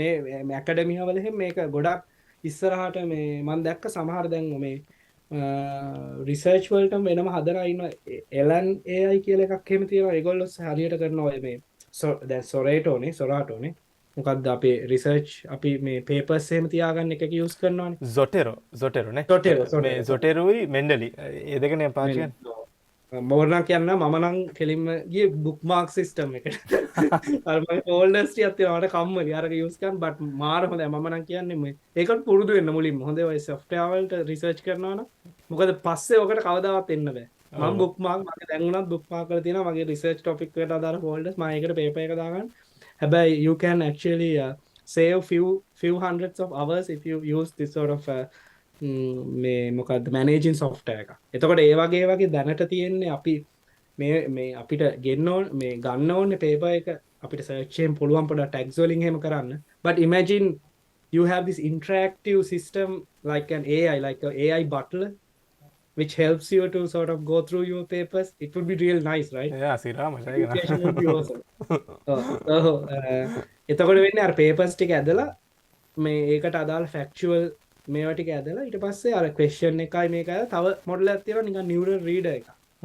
ඒ කියන්නේ මේ මොඩල් එක ඒගොල්ලෝ හැදුවේ නිකන් ඔය sequence generation වල loss function එකක් තියෙනවා. හරි මේ probabilistic මේ loss function එක condition කරනවා මෙයා කොහොමද perform කරන්න කියලා වා select කරනකොට කොහොම හරි මේ ඒ වගේ මොඩල් එකක්. ඒතර මම කරේ කොවිඩ් වගේ වට මේ මොඩල් එකේ ඇත්තට අන්තිමට මම නිකන් highlight කරන්න කැමතියි මේ හොඳයි කියන්නේ මේ වගේ දැන් ඔය GPT-3 ඒ වගේ large language model දැන් GPT-3 කියන්නේ දැන්ට තියෙන ලොකුම large ඒ කියන්නේ ලොකුම language model එක with 185 billion neurons. මම හිතන්නේ human brain එකේ තියෙන්නේ 80 වගේනේ. neurons like 80 billion billion 80 billion මේකේ තියෙන 185 billion ඒ කියන්නේ so they have mentioned their cost to train this model it's like around from 5 million ඒ කියන්නේ හිතන්නකො ඔය ඔක්කොම hyper parameter එක දන්නවා research setup එක දන්නවා උනත් කියන්නේ ever ready ඔක්කොම තියෙනවා you just need bunch of GPUs to train this 5 million යනවා ඒක මේ ඉලෙක්ට්‍රිසිටි කොස්ට් එක මාර වැඩිනේ බං මේ ඔව් ඉලෙක්ට්‍රිසිටි කොස්ට් එක ඊට පස්සේ මේ වගේ එකක් හොස්ට් කරන්නත් ඔයාලට බෑ ඒ කියන්නේ normal computers වල මොකද මේ check point එක විතරක් neural network එකේ check point එක කියන එක මම හිතන්නේ දන්නවා ඇති ඒ කියන්නේ නිකන් අර අපි අද කතා කරන metrics එක train කළා කියලා metric එක once you trained it then you can download that pre-trained metric right so as a structure එතකොට මේකේ විතරක් terabyte මම හිතන්නේ සෑහෙන්න ගාණක් ඒ කියන්නේ 400 400ක් ඔය වගේ එන ලොකුයි. ඒතර මේක හොස්ට් ගන්න වෙනම කම්පියුටර්ස් හදලා තියෙනවා Microsoft එකයි OpenAI එකයි එකතු කරලා. ඒනා ප්‍රශ්න තියෙන්නේ මේකේ knowledge එක ඔක්කොම parametric. ඒ කියන්නේ මේ වගේ මොඩල් එකක් ට්‍රේන් කළොත් 2020 දී ට්‍රේන් කළොත් all the data we get is things happened before 2020. හරියට. And if you ask a question like the Dune film was released in then this thing happened in 2021 මේක කරන්න බෑ මේක අපව ට්‍රේන් කරන්න we don't have money right then ඉතින් institute එකක උනත් 5 million 10 million මේක ප්‍රොජෙක්ට් එකකට දාන්න බෑනේ this is so much right එතකොට ප්‍රශ්නේ තියෙන්නේ මේ වගේ මොඩල්ස් වලින් කොච්චර දුරට how we can, because can we achieve this artificial general intelligence කියන එක කියන්නේ ඒක අපිට achieve කරන්න පුළුවන්ද? මොකද අපි ඒතර අපි අහන්න ඕනි ප්‍රශ්නේ තමයි අපේ brain එක parametric විතරද? ඒ කියන්නේ අපි හැමදේම මතක තියාගෙන ඉන්නවද? දැන් මම හිතන්නේ ඇත්තටම අපි එහෙම මිනිස්සුනේ. අපි ඇත්තටම මේ වගේ දැන් අර මම කිව්වා වගේ language model හරි system එකක් තමයි තියෙන්නේ. ඒ කියන්නේ අපිට හැම වෙලාවම knowledge base එකක් තියෙනවා. අපි දන්නවා we know how to search something. And this knowledge base could be very progressive. Make a change when the මේ වගේ model එකක් this is not a huge model like here. Parameters are very less. Only thing it knows is it knows how to read a given knowledge base and use the knowledge at that time to give an answer. Then මේකේ මේ වගේ model එකකින් අහුවම it knows මේ database එක අපිට වෙනස් කරන්න පුළුවන්. මොකද මෙයා ඉගෙනගෙන තියෙන්නේ ඔක්කොම මතක තියාගන්න එකම නෙවෙයි. it knows how දැන් අර අපි කියන්නේ අර book smart කියන concept එක දැන් ඉස්සර නම් අපි අර පොඩි කාලේ එහෙම නේද බුද්ධඝම ගාථාෙන් පාඩම් ගන්න ඕනේ. I see. ඒකෙන් ඇත්තනම ලොකු දෙයක් brain එකට වෙන්නේ නැහැ නේ. ඉතින් ඒක පාඩම් කරන්න ඕනේ නැහැ නේ. දැන් මම දන්න විදිහට මෙහි exams වල එහෙම ළමයින්ගේ they give all the resources. මම දැකලා තියෙනවා papers වල එහෙම සූත්‍ර ටික දෙනවානේ. සූත්‍ර ටික ඔක්කොම දෙනවා. වැඩක් නැහැ නේ. ඉතින් ඇත්තනම සූත්‍රේ කටපාඩම් කරගෙන ඉඳලා concept එක තමයි බලන්නේ ඒගොල්ලන්. concept එක නෙවනේ. ඒ වගේ තමයි. ඉතින් එතකොට මේක තමයි එතකොට මම අන්තිමනම කලේ work එක කොහමරි in one sentence what I did was sort of I'm coming back to here sort of how to utilize these pre-trained models, you know, how to utilize these pre-trained language models for different natural language understanding tasks.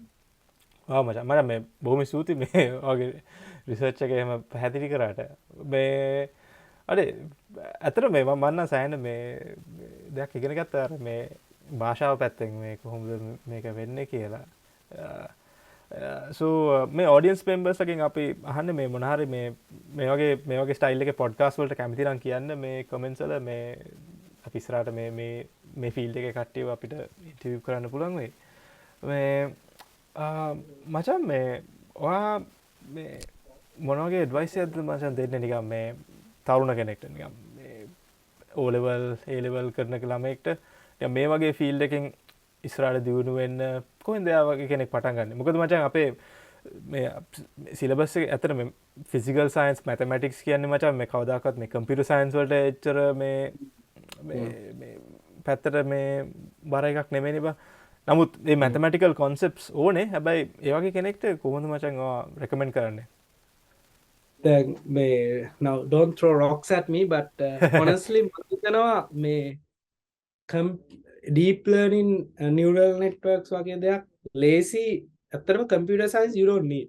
දැන් මම උදාහරණයක් දෙන්න මම Python විතරම use කරන්නේ. කියන්නේ මම Python use කරන් ගත්තේ 2015 විතර ඉඳන්. But I have really a good profit. I mean ඔයා එකම දෙයක් හොරකම් කරන එක උනත් දිගටම කළොත් මේ ඒක හොඳ වෙනවනේ. You know what I'm saying, right? So කියන්නේ computer science concepts හොඳයි දැනගෙන ඉන්නේ. අනිවාර්යෙන් ඒක with the time you can learn, but මම කරලා තියෙන්නේ electrical electronic. දැන් පේරාදෙනියේ සමහර electrical electronic වගේ දැන් මොරටු වගේ degrees වල තියෙනවානේ මේ computer science part එකක්. දැන් අපේ එකේ computer science part එක ඒ දවස්වල තිබුණේ නැහැ. I mean I would love to have access to coding and all. It's really good. It will එවුනාට it's not a must. Mainly mathematics දන්න එක්කෙනෙකුට lazy. දැන් උදාහරණයක් විදිහට ගොඩක් ඔය මේ ඔය deep learning වල මේ fathers of deep learning ඔය යාන් ලෙකුන්, යෝෂුවා බෙන්ජියෝ, ජෙෆ්රි හින්ටන් ඔය තුන් දෙනා මම දන්න විදිහට ඒගොල්ලෝ electrical engineering background එකකින් එන්නේ software වලට වඩා. ඒතකොට මේකෙදි main concepts තමයි probability. මට මතකයි මම A level දවස්වල ඉඳන් probability වලට ආසයි. If you know probability you can make a lot of things. ඊට පස්සේ අනික් එකදී linear දැන් optimization වගේ මම දන්න ඒවා A level වලින් පස්සේ optimization වගේ ඒවා. ඉතින් මම කියන්නේ මෙහෙමයි දැන් මේ වගේ දෙයක් deep learning කියන්නේ one of the easiest thing to learn right now for a person around 50 years. මොකද මේ හරිම ගොඩක් තියෙනවානේ knowledge. මේක හරි hot topic එකක් නේ, hype එකක් නේ ඇත්තටම. දැන් බලන්නකෝ අපි කොච්චර AI ගැන post දකින්නවද Twitter ගියත් YouTube ගියත්. එතකොට මේකේ ගොඩක් තියෙන courses Coursera. ඒ කියන්නේ දැන් ඒ courses මමත් බැලුවා. මාත් සමහර වෙලාවට මේ ළඟදී මටත් අර මට අමතක වෙලා තිබ්බා සමහර matrix factorization methods ඒවා මමත් එතකොට බලනවා. ඉතින් අර හරිම ලේසි මේක ඉගෙන ගන්න. නිකන් deep neural networks කියන එක හරිම තමයි මට තේරෙන විදිහට හරිම ලේසිම mathematical මේ formulas එක තියෙන area එකක්. ඒ හැබැයි basic maths ඕනේ ඉතින්. බොර කියන්න ඕනේ නැහැ.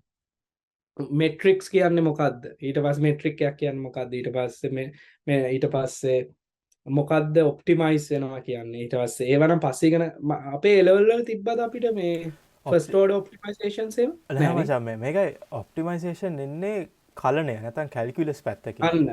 අන්න හරි. මේක ඇත්තටම මේ කැල්කියුලස් නේ. හැබැයි කැල්කියුලස් වල නැත්නම් කලණය මේ ඒ සබ්ජෙක්ට්ස් එකේ අවුල මචං ඒගොල්ලන් අර එච්චර ඇප්ලිකේෂන් පැත්තට යන්නේ නෑ මචං. විශේෂයෙන් අර ඉස්කෝල මට්ටමේ. ඉතින් අර මම ඒකයි අර මේ කැල්කියුලස් කියලා වෙනම ප්ලේලිස්ට් එකක් ඇදුවේ තනිකරම මේ අර මේ රියල් ඇප්ලිකේෂන්ස් එක කනෙක්ට් වෙන විදිය. ඉතින් මාර ලස්සනයි මචං ඒකේ මේ ඔක මොකද්ද මේ අපි ඉස්සර කරන අවකලනයයි අනුකලනයයි ඩිෆරන්ෂල් කැල්කියුලස් උයි මේ ඉන්ටිග්‍රල් කැල්කියුලස් නේ. එතකොට මේ දැන් ඔප්ටිමයිසේෂන් එකක් කියන්නේ ඇත්තටම මේ ඒක ඩිෆරන්ෂල් කැල්කියුලස් එකේ ස්ටේජ් එකක් නේ. ඒ කියන්නේ නිකන් ඔබ හිතන්න මචං මේ මොකක් හරි x and y graph එකක් තියෙනවා. එක එක values try කරලා ගන්න පුළුවන් හොඳම value එකයි. පස්සේ එතනින් එහාට ඒක අඩු වෙනවා. ඉතින් අර උඹ අර peak එක හොයන්න නම් ඔව් global minima global minima නැත්නම් global maxima එකක් හොයන්න නම් උඹට තියෙන්නේ අවකලනයක් දාලා ඒක බිඳුව වෙන තැන හොයන එකනේ. ඔව් ඇත්තටම මේ ඒක තමයි මේන් මේක. ඒක හොඳයි අර ප්ලේලිස්ට් එක කරපු එක. මොකද ඔයා ඒක මට ඒක ඇත්තටම හිතුන්නේ නැහැ. ඇත්තටම deep learning වල if someone asks what's what is the most used mathematics, that's differential programming, differential calculations. මොකද අපි අනුකලනය න use වෙන්නේ නැහැ integrals මේ මොකද chain rule එක කියන්නේ තනිකර මේකනේ. ඒ කියන්නේ back we can deep neural networks. So then if you start with things happen around 2010 until 2022 different models තියෙනවා. LSTMs තියෙනවා, convolutional neural networks තියෙනවා. දැන් main මේක transform architecture. මම ගොඩක් අය කියන transform එක බලන්න. Very easy. Only thing you need to understand is I can differentiation කොහොමද කරන්නේ? කොහොමද error signal එක back propagation කියන්නේ ඔය හැම network එකම train වෙන විදිහ. back propagation එකේ main මේක තමයි හරිම simple chain rule එක. chain rule එක කියන්නේ differentiation. ඒ කියන්නේ ඔක්කොම මේ ඔය optimization ඒ වගේ දේවල් වෙන්නේ ඇත්තටම මේ අර අපි දන්නේ සමහරවිට අපේ මොන හරි problem එකක අපිට solution එකකට කෙලින්ම යන්න බෑ. දැන් data science වල එහෙම තියෙන problem දැන් මේ language එකක් වගේ it's not deterministic. ඒකනේ problem එක. ඒ solution එකට යන්න බැරනවා අපිට approximate කරන්න. එතකොට local minima මේ global minima එක බැරි වුණත් අපි local minima එකට යනවා. එතකොට ඔකට වැඩියෙන් ඕනේ වෙන්නේ මොකක් අනුකලනය අවකලනය. තව එකක් තමයි මචං මේ probabilistic සම්භාවිතාවය කිව්වම මම හිතන්නේ base theorem එක තමයි මම නම් දකින මේ වැදගත්ම එක. base theorem ඊට පස්සේ entropy කියන concept එකත් සෑහෙන්න ඉගෙන ගන්න එක වැදගත් උනා. ඒ කියන්නේ මුලින්ම ඒ කියන්නේ entropy එකක් තියෙන්නේ. ඒ කියන්නේ හැමදේම ඒ කියන්නේ දැන් මේ බල්ලෙක් කියන එක probability එක predict කරනවානේ. ඔය entropy එකනේ අඩු කරගන්න ඕනේ ඔකේ model එකේ. වැඩි entropy එකක් තියෙන්නේ. මම කියන්නේ මේක මම මේ physics පැත්තෙන් කියන්නේ මචං. ඒ කියන්නේ entropy එක වැඩි වෙනවා කියන්නේ randomness එක වැඩි වෙනවා කියන එකද? ඔව් හරි ඒ concepts ටික එතනට එනවානේ. ඒ කියන්නේ ඒ ටික හැමම තියෙන එක තමයි දැන් ඔය cross entropy loss එක කියලා එහෙම තියෙනකොට ඒක තනිකරම වෙන්නේ base එක naive bases. ඊට පස්සේ ඉස්සර තිබ්බ probabilistic graphical models ඔය වගේ ඒවා. ඊට පස්සේ contrastive loss ඔය හැම එකේම ඔය ගොඩක් තියෙනවා. ඉතින් ගොඩක් linear mathematics උත් use වෙනවා. ඉතින් linear non linear දෙකම දැන් cosine distance එක vectors දෙකක් අරවාක වගේ කොහොමද similar කියලා බලන්න. ඒක cosine distance. හැබැයි mathematics ඉතින් ඕනි වෙනවා. A level O level කරන අයට. ඊට පස්සේ ඉතින් අනිත් එක තමයි unlike good old days now you have a lot of the education is open, right? Pretty much like you can even have access to lectures in Stanford.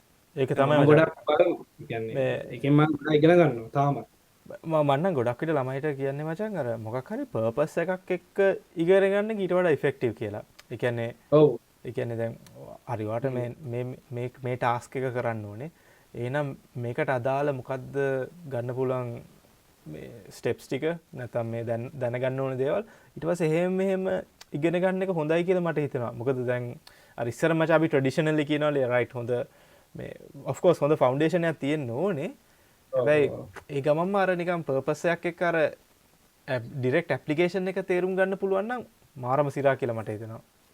ඔව් ඇත්තටම මේ අපි සමහර දැන් කැම්පස් එකේ වුණානේ අපි මේ අන්ඩර්ග්‍රැඩ් කාලේ ඉගෙන ගන්න දේවල් තේරෙන්නේ නැහැ නේ ඇයි මේක යූස් වෙන්නේ කියලා. ඒකනේ මචං. දැන් ඔය ඉන්ජිනියරින් මැතමැටික්ස් වල එහෙම ගොඩක් තිබ්බ optimisation.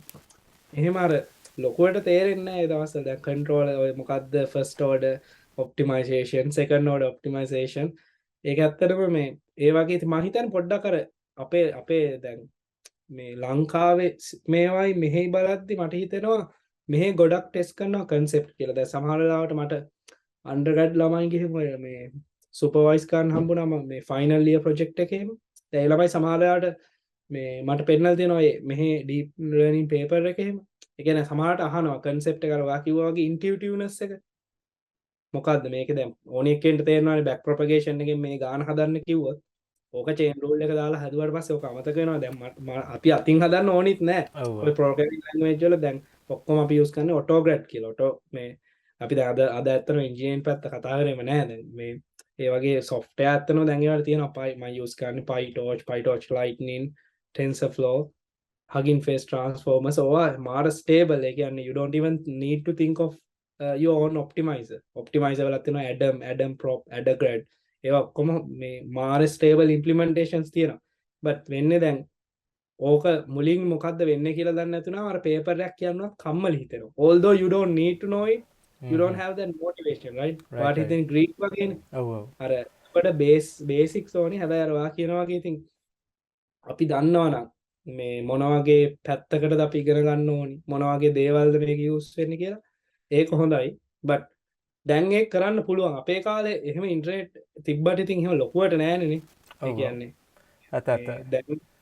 then this is information era right. entirely after 2018 or 2017 ඒ වගේ එහෙම බලු. right මචං බොහොම ස්තුතියි මචං ඔයගේ වෙලාවට. මම හිතන්නේ අපි සෑහෙන ගොඩක් වෙලාව ගත්තා. ටික වැඩිට දන්නේ නැහැ. මම තාසයි ගැන කතා ගන්න. ඒක තමයි. ඔයාලට මචං thanks මචං ඔයගේ වෙලාවට. ඒත් එක්කම මම ඔයගේ future plans වලටත් සුබ පතනවා මචං. ජයම වේවා. මේ අපි කවදා හරි දවසක හමු වෙමුකෝ ආයෙ පාරක්. එහෙනම් බොහොම ස්තුතියි ශාමෙන් ඔයගේ වෙලාවට.